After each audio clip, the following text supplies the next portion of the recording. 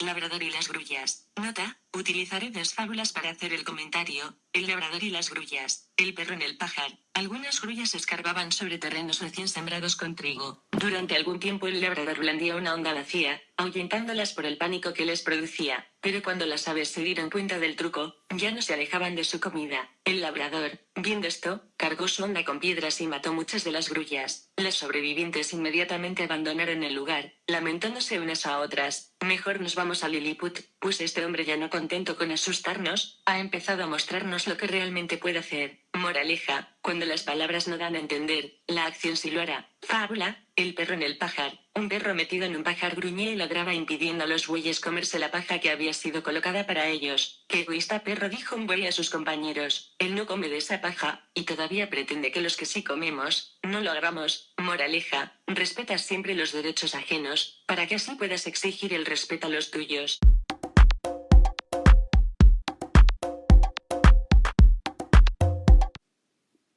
Comentario de las fábulas Labrador y las grullas y la fábula El perro en el pajar, de Antena3.com. Ha huido de su país con 13 años. Mensaje de un niño sirio a un policía húngaro: no queremos ir a Europa, solo paran la guerra. Kinan Masalme es un niño sirio de solo 13 años que ya ha recorrido miles de kilómetros en busca de un lugar seguro para vivir, cuyo mensaje ha conmovido al mundo. Por favor, ayuden a los sirios. No queremos quedarnos en Europa, solo paran la guerra. Le pide a un policía húngaro que le impedía el paso a una estación de tren ante las cámaras. Causas de las guerras. 1. ¿Qué países han provocado la guerra de Siria, Irak y las guerras que hay en África? 2. ¿Con qué intereses? Metales preciosos, tales como el oro, el petróleo u otras materias primas. Como siempre, no se mide las consecuencias que pueden tener las guerras en cuanto a la población. El provocar refugiados. No solo coger a refugiados, sean de la guerra que sean, sino que se traen con ellos su cultura, su religión, sus costumbres, su superpoblación, pues ellos no suelen adaptarse a las costumbres de otros países. Esto puede significar en unos años que en España y Europa nos tengamos que convertir los cristianos al Islam, lo que sería un retroceso muy grande, sobre todo en cuanto a los derechos de la mujer. Por ejemplo, a la ley que tenemos de violencia de género, o ley de protección a los menores, o leyes para los discapacitados, pensiones no contributivas, entre otras cosas, que la mujer vaya cubierta y no se pueda poner ni bañadores ni bikini, ni bañarse en la playa si el marido no quiere, por no hablar del grave riesgo que llevaría para las personas que tengan pareja del mismo sexo. Ejemplos: periódico ABC, una dibujante iraní será juzgada por coger de la mano a su abogado. Atena Farghadani puede ver prolongada su condena a 12 años de cárcel por un gesto que las autoridades consideran indecente. Madrid, 10 de septiembre de 2015. Criticar el sistema y tener un gesto indecente con el encargado de su defensa. Esos son los dos delitos cometidos por la caricaturista iraní Atena Farghadani, de 29 años, que puede ver prolongada su pena de prisión de 12 años por dar la mano a su abogado, como recoge el diario británico The Independent en un reportaje. La condena inicial se produjo, según la organización Amnistía Internacional, por reunión y connivencia contra la seguridad nacional, difundir propaganda contra el sistema, insultar a miembros del Parlamento mediante pinturas, insultar al líder supremo de Irán y también a sus interrogadores. El nuevo delito de Farghadani, según la legislación iraní, consiste en mantener relaciones sexuales ilegítimas con su abogado, Mohammad Moghimi, que le visitó en prisión y estrechó sus manos. Por ese gesto, la dibujante se arriesga a pasar más años entre rejas y ver incrementada su estancia en la cárcel, a la que fue condenada en agosto de 2014 por publicar caricaturas en su cuenta de Facebook. Las imágenes criticaban a las autoridades iraníes por prohibir la esterilización voluntaria y limitar el acceso a la anticoncepción. Farghadani estuvo 2 meses en la prisión de Evin, situada al norte de Teherán, en Irán. Este centro penitenciario es en el que se encuentran la mayoría de las personas condenadas por delitos de carácter político e ideológico. Allí pasó 15 días en régimen de aislamiento, sin acceso a un abogado y sin la posibilidad de visitar a su familia, como indica la organización Amnistía Internacional. La dibujante volvió a ser encarcelada en enero de 2015. Según señalaron sus padres, los agentes le golpearon. La joven se enfrenta ahora a un nuevo juicio. Teniendo en cuenta que el calendario cristiano está por el año 2015, en general el occidental, los musulmanes están en 1436. En cierta manera es normal lo del Estado Islámico y otras redes extremistas, dado que nosotros los cristianos en el año 1436, hacíamos las mismas barbaridades con los musulmanes, las cuales están haciendo los musulmanes con los cristianos ahora. Lean el libro Sino, por ejemplo, El caballero del jabalí blanco, entre otros. En ninguno de los dos casos es justificable. Pregunto yo, ¿y si fuera el hombre el que le ha cogido la mano y a cara haciendo pucheros?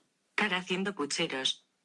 Noticiainfobae.com. Gonche Ghabami, la joven de doble nacionalidad iraní-británica que había sido por el origen persa cuando intentaba asistir a un partido masculino de vóley, finalmente fue condenada a 1 año de cárcel, indicó su abogado. Un tribunal halló a la joven de 25 años culpable de propagar en contra del sistema de gobierno, indicó a la agencia AP su abogado, Mahmoud Alizadeh Tabatabai. El letrado indicó que se le había mostrado el texto del veredicto, pero que aún estaba esperando a recibirlo de forma oficial. Asimismo, declinó hacer más comentarios. Ghabami fue detenida en junio en un estadio de Teherán tras intentar asistir a un partido masculino de vóley entre Irán e Italia. Estuvo varias horas retenida y luego puesta en libertad, pero volvió a ser arrestada unos pocos días después. El juicio se celebró el mes pasado. Desde su detención, en Facebook se ha iniciado una campaña que pide la liberación de la joven iraní-británica. La prohibición de que las mujeres vean deportes masculinos se instauró después de la Revolución Islámica de Irán, en 1979, porque se considera que es una actividad anti-islámica, ya que los deportistas no van totalmente vestidos. Lea más, el régimen de Irán ahorcó a la mujer que mató a su violador. Lea más, la historia de Maryam Rajavi, la mujer que lucha por la democracia en Irán. Lea más, la ONU manifiesta su preocupación por las múltiples ejecuciones en Irán. Periódico La Polémica. Violan y pasean desnuda por las calles de una localidad pakistaní a una niña de 13 años. Publicado, 21 de junio de 2011 de Jaime Nun. Categoricé, el Islam en Pakistán. Por Dazibao, en una localidad del Punjab, han sido detenidos 4 individuos que violaron y pasearon desnuda por las calles a una niña de 13 años. La detención se produjo tras bloquear una autopista a los familiares y amigos de la víctima, que protestaban contra la inacción policial. Según publica el digital pakistaní de Express Tribune, una niña de 13 años fue violada y después paseada desnuda por las calles por sus agresores el pasado sábado. El acto criminal fue perpetrado por los 2 hijos de un rico terrateniente, un tío de estos y un amigo. En la denuncia presentada, se afirma que la niña regresaba a su casa tras lavar la ropa en un canal cercano, cuando fue interceptada y violada. Más tarde, desnuda, fue exhibida por las calles y golpeada con barras de hierro por la madre y una cuñada de los detenidos. Según relata la pequeña, algunas personas intentaron ayudarla, pero sus esfuerzos resultaron infructuosos. La madre de la víctima, avisada de lo que ocurría, se dirigió al lugar donde su hija estaba siendo golpeada y rogó a los violadores que la dejaran regresar al hogar, pero sus súplicas no fueron escuchadas. Es más, cuando consiguió cubrir el cuerpo desnudo de la niña con un chal, los hijos del rico hacendado se lo arrancaron haciéndolo jirones. El lunes, se practicaron las detenciones correspondientes, después de unas jornadas de agitación y protesta, en las que se clamaba contra la inactividad cómplice de una policía corrupta al servicio de un sistema medieval de corte musulmán, y en esta siniestra estructura social basada en principios islámicos, donde la mujer es reducida a la condición de basura, de la izquierda occidental una fuerza revolucionaria. Fundación Mujeres por África. Viernes, 27 de junio de 2014. La Fundación Mujeres por África quiere expresar su más amarga y enérgica condena por el asesinato del activista Libia Salwa Abu Ghaighis, así como nuestra confianza en que su lucha constante y valiente por la igualdad de la mujer y por los derechos de todos los ciudadanos nos servirá de ejemplo e inspiración. Salwa era una personalidad muy conocida en su país y una de las caras más visibles de la revolución que terminó en 2011 con el régimen de Muammar el-Gaddafi. Fue cruelmente asesinada en su domicilio de Bengasi hace 2 días, poco después de hacer un llamamiento a la participación en las elecciones legislativas del país, las segundas que se celebran tras la caída del dictador. Quienes la conocían aseguran que encarnaba lo mejor de Libia y que su carisma, su valentía y su integridad en la defensa de los oprimidos dieron esperanza a muchos de sus conciudadanos en los momentos más difíciles. Su cobarde asesinato deja un gran vacío en la lucha por la libertad de su país y del resto del mundo, también en la lucha de las mujeres por la obtención de nuestro pleno estatuto de ciudadanía. Desde estas líneas queremos expresar nuestras más sinceras condolencias a todo el pueblo libio porque con Salwa desaparece un referente internacional en la defensa por los derechos humanos. Nuestro mayor consuelo es que nadie podrá arrebatarnos su legado, un legado que desde la Fundación Mujeres por África haremos todo lo posible por extender y por honrar. Después de comentar sobre los países árabes y musulmanes, voy a comentar varios reportajes que he visto y oído en la televisión sobre las adolescentes españolas. No opinión que tienen sobre ser solo amas de casa. Más del 40 y tantos % opina que lo mejor es ser ama de casa, lo que es un grave retroceso social y económico para la mujer, pues el hecho de no trabajar fuera de casa y traerse su sueldo y su independencia económica puede traer también que las leyes de violencia de género no sirvan de mucho, pues cuando una mujer es maltratada y no tiene su propia fuente de ingresos normalmente se mantiene viviendo con sus maltratadores. En parte se puede producir una mejor integración social de los migrantes musulmanes, lo que ocurre que es un gran retraso social y en los derechos de la mujer.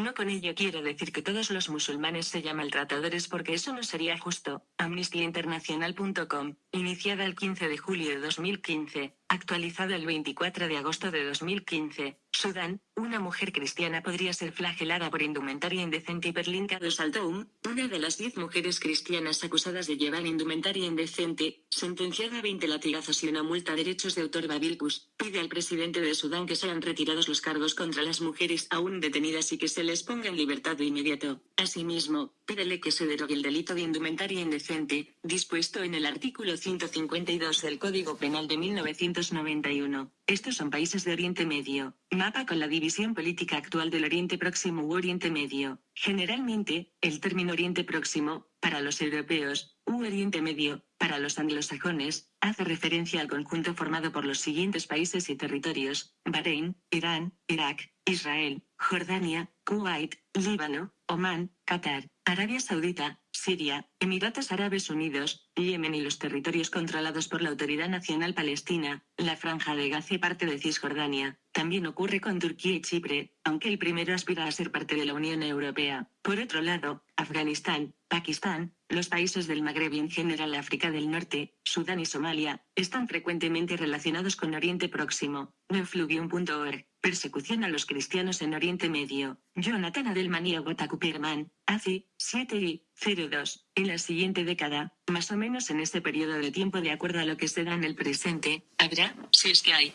muy pocos cristianos viviendo en Belén, lugar donde nació Jesús, lo mismo en Nazaret, donde Jesús creció, y está en Jerusalén, donde cerca de 600 iglesias históricas existen todavía. Afirma el estudio y explica que los cristianos en el territorio palestino han caído del 15% de la población árabe en 1950, a tan solo 2% de hoy. Belén y Nazaret, que han sido pueblos abrumadoramente cristianos, tienen ahora una fuerte mayoría musulmana. El análisis explica que hoy, 3/4 del total de los cristianos de Belén viven fuera, y más aún de los cristianos de Jerusalén viven en Sydney, Australia, que en el lugar de su nacimiento. Hoy, los cristianos comprenden solo el 2.5% de Jerusalén, aunque en ellos todavía se incluye algunos de los que nacieron en la vieja ciudad cuando los cristianos todavía constituían una mayoría. Comillas, ¿qué ha sucedido? Porque han habido tantos, y tan pocos reportados cristianos exiliados del Medio Oriente, con alrededor de 2 millones huyendo en los últimos 20 años. ¿Por qué es que de repente la mitad de todos los cristianos iraquíes emigraron clandestinamente en los últimos 10 años? Se preguntan los autores. El informe responde que la única gran causa es la presión de los radicales musulmanes. Para estar seguros, también han habido otras razones para estos exilios. Los cristianos educados del Medio Oriente algunas veces se han ido por razones económicas, otros para evitar el inicio de violentos conflictos. Sin embargo, un grupo entero de cristianos no abandona la tierra en donde sus ancestros han vivido cerca de 2000 años simplemente por buscar una sociedad más próspera. Esa gente ha tenido que ser presionada para salir, y eso es precisamente lo que los radicales islámicos tratan de hacer. El estudio desarrolla algunos de los casos más importantes. En Egipto, muchas leyes o costumbres favorecen a los musulmanes y su constitución proclama el Islam como la religión del Estado. Es casi imposible construir o restaurar iglesias al tiempo que muchos miles de nuevos edificios musulmanes han sido aprobados por el Estado. Las leyes prohíben las conversiones de musulmanes al cristianismo en Arabia Saudita. Todos los ciudadanos deben ser musulmanes. Es ilegal importar, fabricar o poseer materiales cristianos o no musulmanes. Y los cristianos son encarcelados y deportados por esa causa. Sudán ha seguido los códigos islámicos desde 1983 y se declaró a sí mismo como país islámico en 1991. Una brutal guerra civil emprendida por los musulmanes de Arabia del Norte contra los cristianos y los africanos negros animistas del sur ha matado más de 2 millones de personas en Afganistán. La aplicación rigurosa de las leyes islámicas ha sembrado tal odio hacia los cristianos que no tuvieron más iglesias abiertas ni un número significativo de cristianos reunidos en el país. En Irán, los cristianos forman el 0.4% de la población. La pequeña población cristiana es tratada como una segunda clase. La literatura cristiana es ilegal. Los conversos del Islam a otra religión son perseguidos de muerte y la mayoría de las iglesias evangélicas son subterráneas. Hiperlink http://www.fluvium.org/historia/is09.htm www.fluvium-textos-historia-is09htm Periódico minutodigital.com por Daci Baoñe publicado 1 de junio de 2015. Fragmento de periódico Minuto Digital sobre la persecución de los cristianos en Marruecos. En Marruecos se condena a penas de hasta 3 años de prisión a quienes abrazan el cristianismo o regalan una Biblia. En concreto, el artículo 220 del Código Penal marroquí establece, comillas, se castigará con penas de 6 a 3 años de prisión a quien emplee cualquier medio de seducción para quebrantar la fe de un musulmán o tratar de convertirla a otra religión. Esto es lo que hacen con los homosexuales. Federación Estatal de Lesbianas, Gays, Transexuales y Bisexuales. 1 de mayo de 2014. Situación de violencia en hombres percibidos como gays en Siria. Informe de Human Rights Watch en Siria L.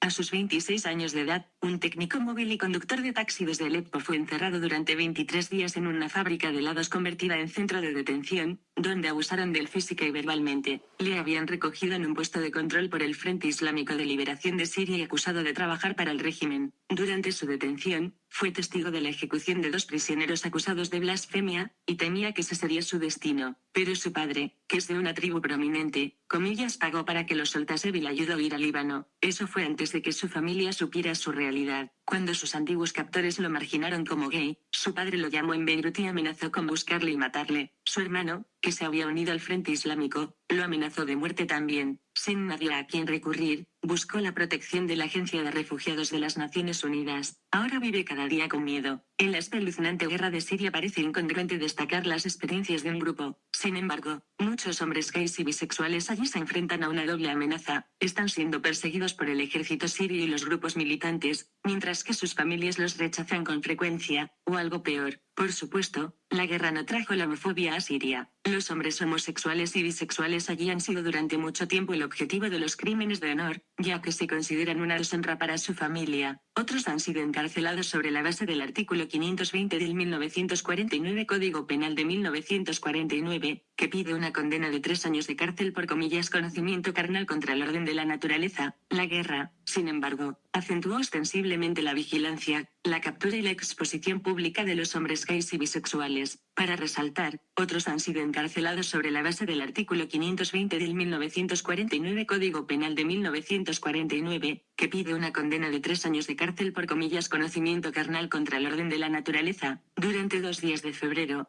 Human Rights Watch entrevistó a 19 hombres percibidos como homosexuales sirios que se habían refugiado en el Líbano. Según HRW, las lesbianas son más difíciles de encontrar por la machista cultura de Siria. Sus historias dan una idea de lo que se enfrentan las personas homosexuales, mientras que la nación es consumida por la violencia, sin un final a la vista. Describieron las pésimas condiciones de las cárceles improvisadas de Siria, con intenso hacinamiento, hasta 400 personas hacinadas en una habitación individual, y el uso frecuente de la tortura contra ellos. Varios de los hombres habían sido objeto de una particular forma de acoso. Una pareja, identificada gracias a la base de mensajes de texto con contenido gay entre ellos dos, fueron golpeados, se refiere peyorativamente como comillas tante comillas, tía, y por 10 noches fueron obligados a desnudarse y tener relaciones sexuales entre sí en presencia de sus interrogadores del ejército sirio, y utilizaron tiza para maquillar sus rostros y humillarles un poco más. Otro hombre, que trabajaba en la industria de la moda, fue secuestrado por hombres armados no identificados en un área de Damasco controlado por el ejército sirio. Dijo que se referían a él como tante, tía, le obligaron a desnudarse y lo violaron. A los 26 años de edad, un chico narra que lo torturaron con los ojos vendados y esposado a un techo por hombres no identificados que dijeron que estaban afiliados a Al-Qaeda y que trataron de conseguir que se revelan los nombres de sus amigos gays. Un sastre de 25 años de edad, fue detenido en 2 ocasiones por los islamistas, quienes también trataron de obligarlo a darles una lista de sus amigos gays. Además de estos abusos perpetrados por todas partes en el conflicto de Siria, más de la mitad de los sirios homosexuales y bisexuales que Human Rights Watch entrevistó, contaron historias dolorosas de rechazo familiar, que van desde el ostracismo a la violencia y, en 5 casos, con amenazas de muerte. Un estudiante de 22 años de edad se quedó tirado en Beirut cuando su familia le retiró su apoyo al descubrir que era gay. Tuvo que abandonar sus estudios y ahora se mantiene gracias a una pequeña beca de una fundación de caridad para sus necesidades básicas. No puedo encontrar un trabajo, y no puedo volver a la universidad, dijo. Un panadero de 38 años de edad, quien salió de su casa en 2007, cuando su familia se enteró de que era gay, se enteró recientemente de que su familia dio su nombre al grupo armado islamista Jabhat al-Nusra. Sé que mi familia siempre va a tratar de localizarme para que me pueden matar, dijo. Tiene miedo de buscar un trabajo en su oficio, diciendo, comillas, no puedo trabajar en una panadería, porque ese es el primer lugar donde buscar a mi familia, comillas. Un profesor de 30 años de edad huyó al Líbano después de enterarse de que su hermano, que se había unido a un grupo armado de oposición, había matado a su pareja y lo estaba buscando. Líbano representa una esperanza para el reasentamiento de los refugiados sirios más vulnerables. El calvario para los hombres homosexuales y bisexuales, sin embargo, no termina necesariamente en la frontera libanesa. La pareja gay que entrevistó a HRW dijeron que habían estado en el suburbio del sur de Beirut y cuando hombres armados vestidos de negro les golpearon, comillas, en vez de venir al Líbano para ser gays, ir a combatir en su país, comillas, se les dijo antes de ser desalojados de sus viviendas temporales. En al menos 2 casos que Human Rights Watch documentó, hombres gay o bisexuales fueron sometidos a exámenes anales por las fuerzas de seguridad interna del Líbano, a pesar de las llamadas desde el Sindicato de Médicos Libaneses y el ministro de Justicia en 2012 para abolir esa práctica, lo que equivale a tortura. Líbano ha tomado medidas para fortalecer una cultura de derechos humanos en los últimos años, incluyendo el establecimiento de un Departamento de Derechos Humanos en 2008 y un comité para supervisar el tratamiento en las prisiones en 2011, pero estos cuerpos ejercen ninguna autoridad efectiva, y no tienen facultades de investigación, por lo que los abusos continúan, y las personas sospechosas de homosexualidad siguen procesadas bajo una ley similar a la de Siria.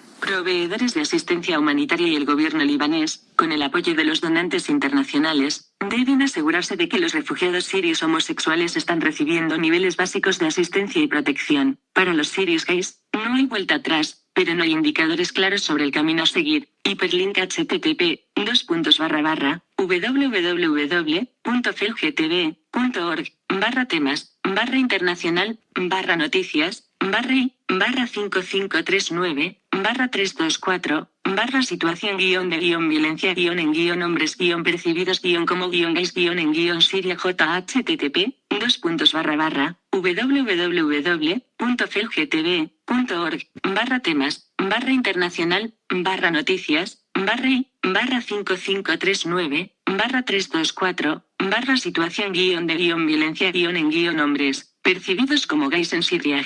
Informativos Tele5.com. Impactantes imágenes en las que un homosexual es lanzado al vacío en Siria. Varios terroristas encapuchados sujetan al chico, preparado para morir con los ojos vendados. 4 de marzo del 15:33. Informativos Tele5. Agencias etiquetas. Siria, Raqqa gay homosexual, muerte terroristas, Estado Islámico. Infobar. ISIS lapida a 2 hombres en Siria por tener aventuras homosexuales. Las imágenes muestran cómo una multitud apedrea hasta la muerte a 2 hombres en Homs. Los terroristas islámicos aplican la Sharia en las ciudades bajo su control. 23 de marzo de 2015. La aplicación sin atenuantes de la ley islámica, Sharia, ha llevado a los terroristas a aplicar la pena de muerte a todo tipo de actos considerados delictivos, como el adulterio o la homosexualidad. Continuará. Primera cruzada entre cristianos y musulmanes. Contexto general y orígenes. La primera cruzada, 1061 a 1101, en particular, tuvo su origen en acontecimientos anteriores en la Edad Media, la división de Imperio carolingio siglos antes, y la relativa estabilidad de fronteras europeas después de la cristianización de las tribus bárbaras, que han creado toda una clase de guerreros que luchaban entre sí por la tierra y la riqueza. A principios del siglo VIII el califato omeya se había apoderado de África del Norte, Egipto, Palestina, Siria e invadieron la península ibérica. La reconquista española ganó una carga ideológica que puede ser considerada el primer ejemplo de un esfuerzo concertado de los cristianos en la conquista de territorio a los musulmanes como parte de los esfuerzos para ampliar los reinos cristianos de la península ibérica con el apoyo de órdenes militares y mercenarios desplegada en toda Europa. Para seguir leyendo sobre la primera cruzada, hiperlink http://m.mediavida.com/foro/off-topic /la-primera-cruzada-10956-11099-454382 http://m.mediavida.com/foro/off-topic /la-primera-cruzada-10956-11099-454382. La segunda cruzada, 1147-1149. En Europa, las noticias de la caída de Edesa produjeron una alarma inmediata, especialmente entre los dirigentes de la Iglesia. El Islam estaba dispuesto a expulsar a los cristianos de Tierra Santa. El Papa Eugenio II confió en una segunda cruzada al más importante clérigo de la Iglesia de esa época, San Bernardo de Claraval. Fue dirigida por Luis VII de Francia y Conrado III de Alemania y se retiró después del fracaso del asalto a Damasco en el 1148. En los 30 años que siguieron al fracaso de la Segunda Cruzada, Tierra Santa sufrió una total y amenazadora transformación. Por primera vez, los musulmanes se unieron en un gran ejército contra sus invasores. Las campanas de las iglesias fueron fundidas y los suelos y paredes de la mezquita de Omar purificados con agua de rosas. La Tercera Cruzada, 1189 a 92. Urbano III muere y le sucede Gregorio VII. Esta cruzada es consecuencia de la derrota de Atrín y la toma de Jerusalén en 1187 por Saladino. Fue organizada por Felipe Augusto II de Francia, Ricardo y Corazón de León de Inglaterra y Federico I Barbarroja de Alemania. Este último murió en Silicia en 1190, Corazón de León tomó Chipre en 1191 y luego con Felipe Augusto y tomó Náquera en 1191. Ricardo estableció una tregua de 3 años con Saladino. El poder del Islam bajo Saladino parecía insuperable. Saladino muere y los musulmanes se sintieron desvalidos. La Cuarta Cruzada, 1202 a 04, inspirada por Inocencio III, el Papa en 1198, se compone predominantemente de franceses, destacando Bonifacio de Montferrat y Teobaldo de Champaña. Debido a la intervención veneciana, tuvo como consecuencia la fundación del Imperio Latino de Constantinopla en 1204. Los cruzados solo podían obtener los barcos en Venecia, Pisa o Génova, ciudades que eran poderosísimas e importantes centros culturales y comerciales. Hacia 1205, el Imperio Latino alcanzó su mayor extensión. Bonifacio resultó muerto en una batalla contra los búlgaros. La fragilidad del Imperio Latino era evidente. La Cruzada de los Niños, 1212.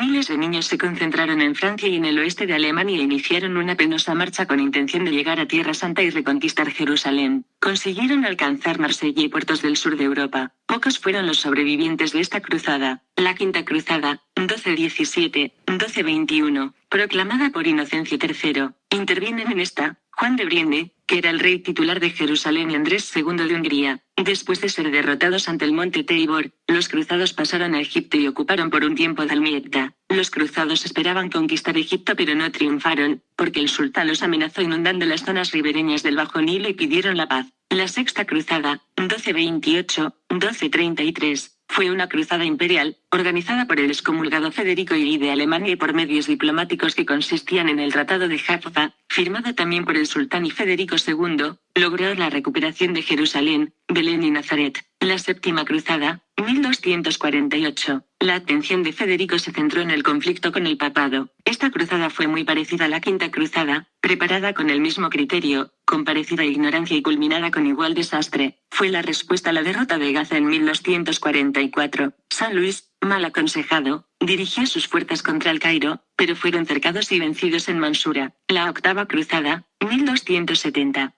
dirigida por San Luis en contra de Túnez. Los cruzados desembarcaron en el norte de África y fueron bloqueados en Cartago. Les faltó agua y una peste se cernía sobre el ejército. Concluye con la muerte de San Luis. Las cruzadas fueron suspendidas a partir de la caída de Acre en el año de 1291, aunque todavía se predicaron algunas. Cabe destacar que las dos últimas cruzadas fueron una iniciativa personal de Luis IX de Francia. Para leer más, hiperlink http://www.profesorenlinea.crl/universalhistoria/cruzadaslas.htm y posterior expulsión por parte de los reyes católicos de los musulmanes de España. Periódico ABC Internacional. El Estado Islámico pecado refugiados buscar refugio en Europa. Miquel Ayestarian, corresponsal en Jerusalén. Día 11 de septiembre de 2015, 6:32. Davic, la revista digital de los yihadistas, no se olvida de algunos de los logros más llamativos y dedica una doble página a la destrucción del templo de Belén Palmira. Fiel a su cita con la propaganda, el grupo yihadista Estado Islámico, EI, difunde un nuevo número de Davic, su revista electrónica en inglés, en la que el tema central es el éxodo de civiles sirios a Europa en busca de refugio. Como el resto de la prensa mundial, los yihadistas recurren a la fotografía de Ilan Kurdi, niño del Kurdistán sirio ahogado cuando trataba de llegar a Grecia y cuyo cuerpo fue encontrado en la costa turca, pero en su caso para mostrar a sus seguidores el riesgo de abandonar Darul Islam, la forma que tienen de llamar al califato. Alan, su hermano y su madre murieron ahogados. Solo el padre sobrevivió y contó que había intentado lograr el visado para viajar a Canadá, pero al ser rechazada su petición optó por arriesgarse con tal de sacar a los suyos de Kobane, ciudad fronteriza con Turquía destrozada tras meses de guerra entre Lehi y las milicias kurdas. Para los yihadistas del buscar refugio en Europa es un pecado peligroso porque se puede perder la vida en el intento, pero también porque una vez que se llega a la tierra de los cruzados uno se expone a las leyes del ateísmo y la indecencia. Según el I, en Occidente las familias de refugiados viven bajo la amenaza constante de la fornicación, sodomía, drogas y alcohol y abren las puertas para que las futuras generaciones abandonen el Islam para abrazar el cristianismo o el ateísmo. Añado yo somos infieles. David no se olvida de algunos de los logros más llamativos de las últimas semanas y dedica una doble página a la destrucción del templo de Bel en Palmira, ciudad del desierto sirio declarada Patrimonio de la Humanidad que el grupo controla desde mayo. Este templo erigido en el 32 después de Cristo en homenaje a Bel, considerado el dios de la lluvia, el trueno y la fertilidad, se conservaba en perfecto estado y su destrucción se conoció pocos días después de que el rey asesinara a Khaled al-Assad, arqueólogo sirio de 82 años que había pasado 40 entre las ruinas del yacimiento y era la persona que mejor conocía Palmira. Además de David y del intenso trabajo en las redes sociales, dispone también de la emisora de radio por internet Al Bayan, que opera desde Mosul, principal ciudad de Irak en manos de los hombres de Abu Bakr al-Baghdadi desde que el ejército iraquí huyera en estampida el pasado verano, que provocan involuntariamente en la sociedad que les acoge, país. Hablando de España, hay paro mucho, hay personas que se han quedado sin vivienda por los desahucio, que piden comida, ropa y dinero a entidades benéficas. No solo se trata de acoger a las personas sino de que, se le tiene que dar una vivienda, la tienen que pagar de luz, de agua, de gas, y todos los impuestos correspondientes. Sí que por los mandatos internacionales estamos obligados a acoger a refugiados, pero también sé que actualmente en España hay mucho paro, muchas personas que están acudiendo a las entidades benéficas para comer, para la ropa y para que les ayuden económicamente. Damos preferencia a todo lo que acojamos de refugiados. Para las ayudas sociales podemos crear unas revueltas sociales precedente de una posible guerra, así que deberemos de tener cuidado al gestionar, teniendo en cuenta que según los periódicos consultados dicen que España va a acoger entre 14.000 y 19.000 refugiados. Si son 14.000 refugiados, la mitad de 14.000 son 7.0000 adultos y si son 19.000, son 4.500 adultos, a quienes hay que darles empleo para que se pueda mantenerse, teniendo en cuenta que en España tenemos 5.149.000 millones de personas en paro. De ese total en Andalucía hay 1.261.000 parados. Si le añadimos a los refugiados, ¿cuántos millones más son de parados y de concesión de ayudas sociales? Se les tiene que dar un trabajo, cosa que ahora mismo en España no hay para los españoles, ayudas sociales que ni siquiera hay para los españoles, atención sanitaria gratuita sin haber cotizado en nuestro país, educación y servicios sociales. Periódico ABC local, abre comillas latinas. Todos los musulmanes de España somos células terroristas durmientes. Un marroquí que preside una asociación árabe del IRID alerta del auge del islamismo radical en el país. Hanot y el IRID, día 8 de enero de 2011. Todos los musulmanes en España somos células terroristas durmientes. Esta contundente sentencia, pese a su apariencia, no es fruto de un ánimo racista, xenófobo. De hecho, la pronuncia Omar Chara, un marroquí que vive en España desde hace 20 años y que es presidente de la Asociación Cultural Árabe Atlas, con sede en Lérida, es una alerta que pretende movilizar a todos los que anhelan convivir en paz y tolerancia en nuestro país, sea cual sea nuestro origen o religión. Chara, que ha sufrido represalias, amenazas verbales, ruedas pinchadas, por denunciar el islamismo radical que predica el imán de la mezquita Ibn Hazm de Lérida, Abdel Aghouzi, da la voz de alarma. El salafismo wahabita, la corriente islámica que inspira a Al-Qaeda, la que en el 11M llevó a varios muyahidines a dejarnos una cicatriz del tamaño de una vía en la estación de Atocha, se extiende por todo el territorio español, se predica desde el minbar, púlpito, de algunas mezquitas, recorre las calles de nuestras ciudades de la mano de los policías religiosos que velan por su doctrina, que hostigan a los refractarios, y, finalmente, recala en las casas de muchos inmigrantes musulmanes que viven en condiciones muy precarias. Esta semilla del odio de las yihad subvencionada desde países como Arabia Saudí, que habla de ellos y nosotros, persigue el califato universal y denigra a la mujer, puede germinar rápidamente. Haya terreno fértil entre una comunidad de inmigrantes, con o sin papeles, a la que la crisis económica general golpea de manera especial, a la que cuestionan mensajes contra la inmigración que asoman en los discursos políticos y en charlas ciudadanas de a pie de calle. Ellos y nosotros, las cosas son halal, acorde a la ley islámica, o haram, prohibido. Esta gente se aprovecha del rechazo al moro, subraya Chara. Si te sientes rechazado y no ves salida, el imán te ofrece una, te acoge, te ayuda, te promete felicidad eterna. Células terroristas durmientes en potencia, valga la exageración de buena fe que suele acompañar a toda alerta. Cataluña, Epicentro. Como bien explicando este diario en las últimas semanas, el extremismo islámico está llevando una cruzada en nuestro país. Una prueba: en 2010 se han celebrado 10 congresos salafistas en España, mientras que en 2008 hubo solo uno. El fenómeno, que tiene como uno de sus epicentros Cataluña, la comunidad autónoma con más inmigrantes musulmanes, preocupa a políticos, policías y jueces. De resultas, los últimos dos estamentos ya han pedido al primero que mejore la ley para poder castigar el enaltecimiento de carácter yihadista, que se le den facilidades para expulsar a los imanes que animan a sus fieles a la guerra santa. En este sentido, Sara también interpela a la clase política, a la que acusa de dejadez a la hora de atajar este problema, y de la que censura que se centre en medidas de menos calado que buscan rédito electoral, como la prohibición de llevar el velo integral burka o niqab, que promovió en primer lugar la ciudad de Lérida y a la que han seguido varios municipios. Para el presidente de la asociación Atlas sería más efectivo que los gobiernos hicieran una labor intensa a través de las asociaciones de inmigrantes, instándolas a ejercer de mediadoras y, sobre todo, supervisando la eficacia de su tarea, para asegurarse de que no acabe siendo una inanidad subvencionada. La conexión Yihadismo-España, con capital en Cataluña, se ve allende nuestras fronteras.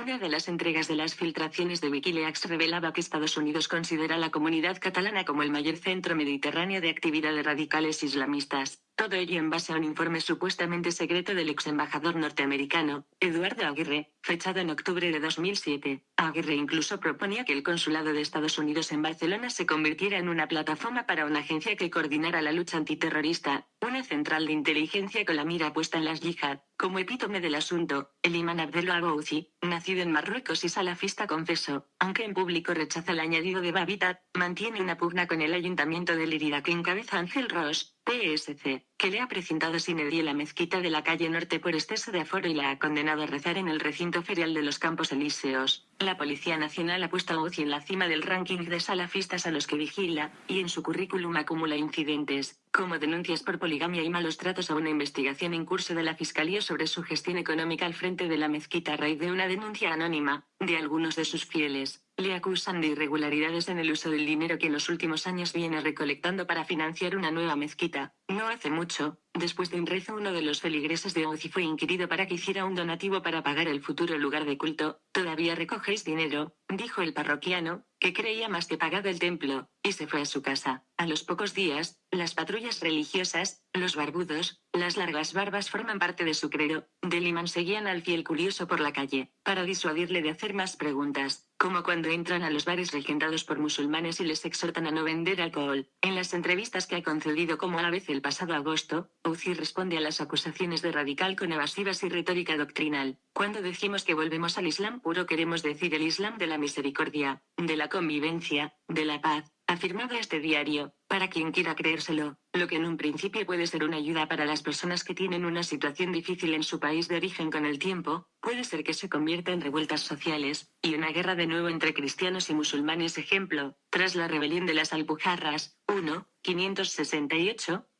571, protagonizada por moriscos granadinos, los menos aculturados, fue tomando cada vez mayor peso la opinión de que esta minoría religiosa constituía un verdadero problema político que podía poner en riesgo la continuidad de la monarquía hispánica. Francisco Gómez de Sandoval, marqués de Denia y duque de Lerma, valido de Felipe III de España. Felipe III, al poco tiempo de acceder al trono en 1598 tras la muerte de su padre Felipe I, realizó un viaje al reino de Valencia acompañado de su valido Francisco Gómez de Sandoval, marqués de Denia y duque de Lerma, gran señor de moriscos y portavoz de la nobleza valenciana opuesta a la expulsión. Cuando se marchó de allí en mayo de 1599, el rey escribió una carta al arzobispo de Valencia y patriarca de Antioquía, Juan de Rivera, un firme partidario de la expulsión, en la que le daba instrucciones precisas para la evangelización de los moriscos mediante la predicación y la difusión de un catecismo que había escrito su antecesor en el arzobispado. Estas instrucciones fueron acompañadas de un edicto de gracias pedido por el inquisidor general. También pudo influir el conocimiento que se tuvo de los tratos que mantenían los moriscos valencianos con representantes del rey de Francia Enrique IV para llevar a cabo una sublevación general gracias a las armas que desembarcarían naves francesas en el Grao de Valencia o en el puerto de Denia. Cronología: 711. Inicio de la conquista de la península ibérica por el califato omeya 1492. Rendición del Emirato nazarí de Granada, dando fin a la reconquista, en cuya capitulación se respetaba la religión islámica de sus habitantes 1499. Conversión forzosa de los granadinos por el cardenal Cisneros 1.501 a 1.502. Pragmática de conversión forzosa del cardenal Cisneros dando a elegir a los musulmanes adultos del reino de Castilla y León entre el exilio y la conversión.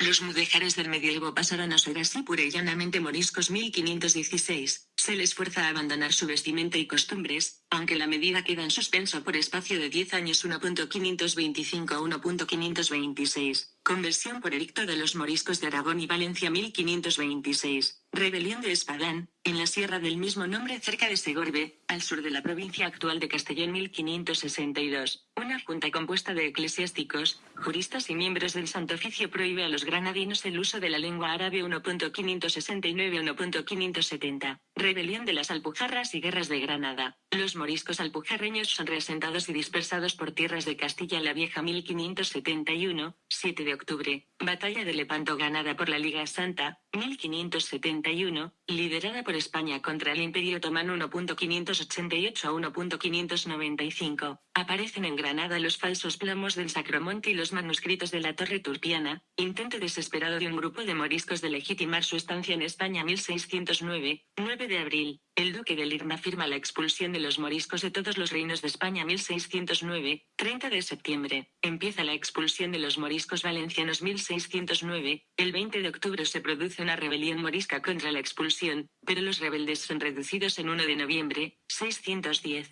Se expulsa a los moriscos aragoneses 1610, septiembre. Se expulsa a los moriscos catalanes 1.611 a 1.614. Se expulsa a los moriscos de tierras de Castilla, extraído de Wikipedia. Sabiendo que los moriscos actuales son aquellos que son familiares, abuelos o padres, emigraron a cualquier país Europa o de América, y que pueden ser de cualquier parte de África, de Arabia, Irak, Irán y Siria. En la actualidad no son mayoría musulmanes, aunque también hay cristianos a los que persiguen. Veo que la hombre-mujer es el único animal que tropieza 2 veces en la misma piedra. También se podría aplicar a los comentarios de la fábula El ratón en la ratonera, pues habla de la empatía al saber ponerse en el lugar de la otra. Periódico ABC Internacional. Refugiados sirios en Macedonia rechazan al grito de Alas Grande la comida de la Cruz Roja. Día 4 de septiembre de 2015 20:37. Un vídeo muestra cómo los extranjeros instalados en un campamento de refugiados creado por las autoridades macedonias se niegan a recibir la ayuda. En el fondo este rechazo de alimentos viene dado por lo siguiente, porque las guerras que hay en Siria, Irak, Oriente Próximo u Oriente Medio, y en África, las hemos provocado los países cristianos, superpotencias, y la cruz, de Cruz Roja, para ellos representa el cristianismo. Hemos ido avasallando y no hemos medido las consecuencias y el caso que después nos hemos ido de sus países. Lo que no me explico es cómo nos ha llegado a la atención a esos refugiados la media luna roja, y posiblemente no hubieran rechazado los alimentos. Esto es lo que hacen los sindicatos para favorecer la acogida de refugiados. Periódico Expansión. Economía Economist. Los sindicatos españoles frenan la creación de empleos. 12 de febrero de 2015. Por Servimedia. Actualizado. 6 de septiembre de 2015 13 y 8. La revista británica The Economist acusa en su último número a los sindicatos españoles de haberse centrado durante la crisis en la defensa del status quo del país y de haber perjudicado la creación de empleo. La publicación sostiene que en estos años las centrales sindicales españolas defendieron un status quo que favorecía a los ocupados y obstaculizaba la creación de empleo. Así, el semanario británico asegura que en España las personas que no forman parte de estas organizaciones las ven como parte del problema. Esta desconfianza hacia los sindicatos se acrecentó con la aprobación de la reforma laboral, que golpeó la figura de los representantes de los trabajadores, y con los escándalos de corrupción que rodearon a las principales centrales sindicales. Esta situación derivó en una caída de la afiliación sindical que alcanzó entre 2010 y 2013 un descenso de 5,9%, la tercera mayor caída de toda Europa solo por detrás de Grecia, menos 19%, y Reino Unido, menos 7%.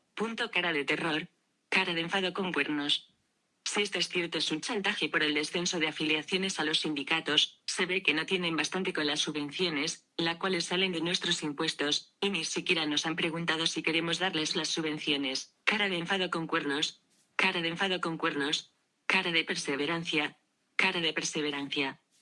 Presuntamente mangantes, ladrones, manipuladores, abusadores, ¿no hay nadie que los denuncie por ir contra los trabajadores? Ni siquiera el Tribunal de Derechos Humanos. Otra cosa respecto a los refugiados. Periódico Mundo SputnikNews.com. Arabia Saudí quiere construir 200 mezquitas en Alemania para los refugiados. 11 de septiembre de 2015. En lugar de construir mezquitas, ¿por qué no utiliza ese dinero para acoger refugiados, que por otro lado tiene su misma religión, costumbres y funcionamiento social? Señora Merkel, usted no le ha dicho a los sauditas que en lugar de construir mezquitas acojan a refugiados. Digo esto porque después de Alemania vendrá el resto de Europa invasión.